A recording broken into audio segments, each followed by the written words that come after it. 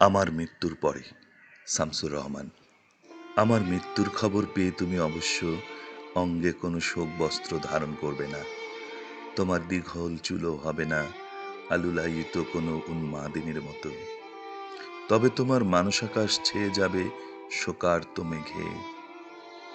জানি না তুমি তক্ষুনি ছুটে আসবে কিনা আমার বাড়িতে। আমার লাশের উপর লুটিয়ে পড়ে উদ্বেলিত নদী হয়ে উঠবে কিনা, নাকি শুধু আড়ালে দাঁড়িয়ে উদাস দৃষ্টি ছড়িয়ে দেবে দূরের আকাশে।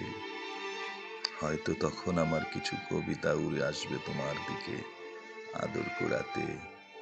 যেমন আমি ব্যাকুল হয়ে উঠতাম তোমার স্পর্শের জন্য, চুম্বনের প্রত্যাশায়। একসময় হয়তো সবার অগোচরে তুমি নেবে বিদায়। আমার মৃত্যুর পরে কিছুকাল তোমার ভেতরে চলতে থাকবে ভাঙচুর। মাঝে মধ্যে চোখ দুটো হয়ে উঠবে শ্রাবণের ভরা নদী। টেলিফোন বেজে উঠলে সারসের মতো হঠাৎ তোমার হৃদস্পন্দন যাবে বেড়ে। না, তুমি আমার কণ্ঠস্বর শুনতে পাবে না আর কোনোদিন।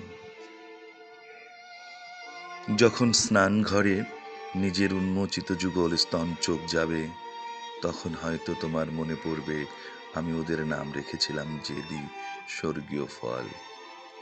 কিছুকাল মনে মনে শোক পালনের পর আস্তে সুস্তে সবকিছুই হয়ে আসবে স্বাভাবিক। স্বামীর সঙ্গে মাঝে মাঝে রাত্রির তৃতীয় জামের অতিবিহারে জীবনের তাপমুগ্ধ হবে তুমি। মৃত্যু বড় হীন, মৃত্যু বড় দুঃসহ শীতল প্রিয়তমা।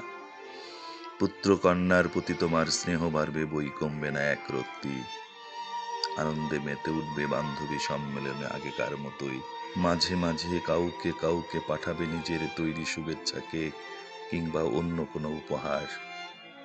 তখন আমার কবরের ঘাসে মাটা গুলমে আগাছায় কখনো নিঝুম রোদ, কখনো হৈ হৈ বৃষ্টি, কখনো জ্যোৎস্নার ঝলক, কখনো অমাবস্যা, কখনো বা হাওয়ার ফোপানি। ক্রমান্বয়ে বয়স বাড়বে তোমার, কেশে ধরবে পাক। কখনো কখনো নাতি নাতনির গুলজার আড্ডায় উল্লসিত হয়ে ক্লান্ত হয়ে দাঁড়াবে আয়নার সামনে।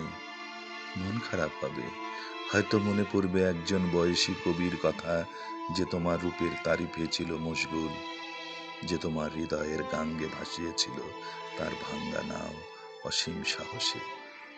হয়তো তোমাকে উপহার দেওয়া সেই কবির কোনো কবিতার বইয়ের পাতা উল্টাতে উল্টাতে তার ধূসর স্বাক্ষর দেখে হঠাৎ তুমি চমকে উঠবে নিজের অজান্তেই।